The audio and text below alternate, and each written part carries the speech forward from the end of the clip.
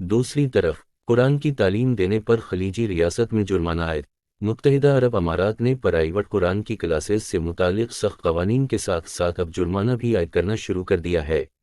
ذرائع کے مطابق پرائیویٹ قرآن کی کلاسز کے دوران قوانین کی خلاف ورزی پر 50,000 درہم جرمانے سمیت قید کی سزا بھی دینے کا عندیہ دیا گیا ہے۔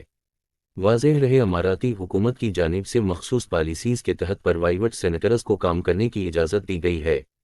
اس سے قبل 2017 میں فیڈرل نیشنل کونسل کی جانب سے قانون پاس کیا گیا تھا، جس کے تحت بنا لائسنس یا بنا اجازت کے چلنے والے قرآن حفظ کرنے کے اداروں کو بند کر دی جائے گا۔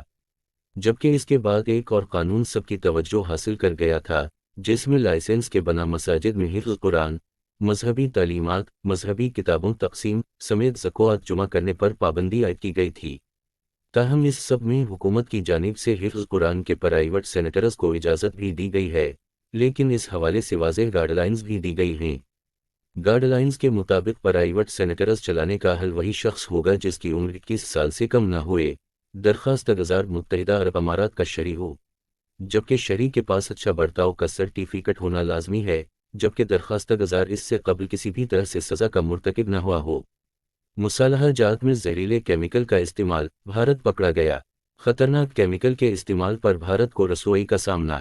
دنیا کی سب سے بڑی جمہوریت کا دعویٰ کرنے والا بھارت کسی نہ کسی وجہ سے سوشل میڈیا پر صارفین کی تنقید کی زد میں رہتا ہی ہے، تاہم اب ایک ایسی ہی خبر کے باعث حیرانی کا باعث بھی بن رہا ہے۔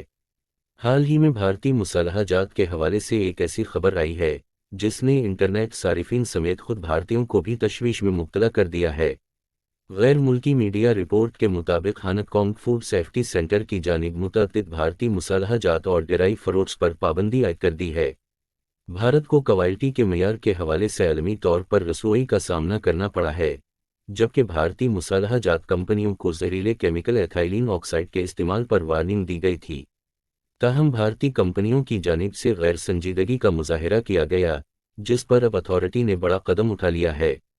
ذرائع کے مطابق ہانگ کانگ کے علاوہ مالدیپ اور سنگاپور کی جانب سے بھی مصالحہ جات پر پابندی عائد کی گئی ہے۔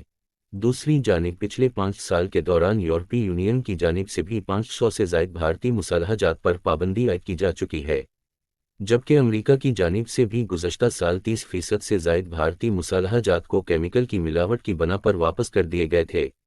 دلہن کا جوڑا حکومت دے گی، امارات نے نوجوانوں کی شادیوں کے لیے نیا اعلان کر دیا۔ متحدہ عرب امارات میں شادی کے خواہشمند نوجوانوں کے لیے دلچسپ اعلان کیا گیا ہے، جس نے دنیا بھر کی توجہ خوب سمیٹ لی ہے۔ عرب میڈیا کے مطابق نوجوانوں کے لیے شادی اخراجات میں سپورٹ کرنے کے لیے اماراتی حکومت کی جانب سے قدم اٹھایا گیا ہے۔ امارات میں رہائش اختیار کیے ہوئے نوجوان جو شادی کرنے کے خواہاں ہیں تاہم اخراجات کے باعث نہیں کر پا رہے ہیں، انہی کے لیے حکومت کی جانب سے نیا پروگرام لانچ کیا گیا ہے۔ ابو ظہبی میں رہنے والے شہریوں متعدد کسٹمائزڈ سروسز سمیت مختلف فوائد حاصل کر سکتے ہیں۔ یہ پروگرام اظہبی کی ڈپارٹمنٹ آف کمیونٹی ڈیولپمنٹ اور فضا کے ساتھ شروع کیا گیا ہے۔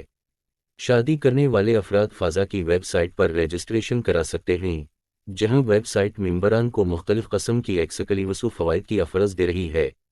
ان میں اسٹور ڈسکاؤنٹس، کار انشورنس، حادثوں میں ہرجانے سمیت دیگر شامل ہیں، جبکہ جوڑا گارڈینس، فیملی میڈیشن سمیت فیملی اور سائیکولوجیکل کاؤنسلنگ بھی حاصل کر سکے گا۔ تاہم یہ سب اسی وقت ممکن ہے اگر جوڑے نے خود کو میڈیم سینٹر برائے فیملی پر رجسٹر کرایا ہو۔ خبر کے مطابق ایک بار اگر جوڑا میڈیم گولڈ کارڈ ہولڈر بن گیا تو اسے ویڈنگ سروسز پر ڈسکاؤنٹ ملے گا، جن میں wedding stage, hall, photography, lighting, sound, music, وال ٹیبل ڈیکوریشن، پھول، دلہن کا لباس سمیت دیگر کئی سہولتیں میسر آئیں گی۔ دوسری جانب خلیج ٹائمز کے مطابق ہوٹلز، جائیداد، فرنیچر، جیولری، سفری اخراجات سمیت کئی چیزوں میں ڈسکاؤنٹ بھی ملے گا۔ لیفٹیننٹ کرنل احمد بوہارون الشمسی کہتے ہیں کہ میڈیم کارڈ مختلف رینج کی سہولیات اور آفرز شہریوں کو دیتا ہے۔ اس پروگرام کے ذریعے جوڑے ان آفرز سے فائدہ اٹھا سکتے ہیں۔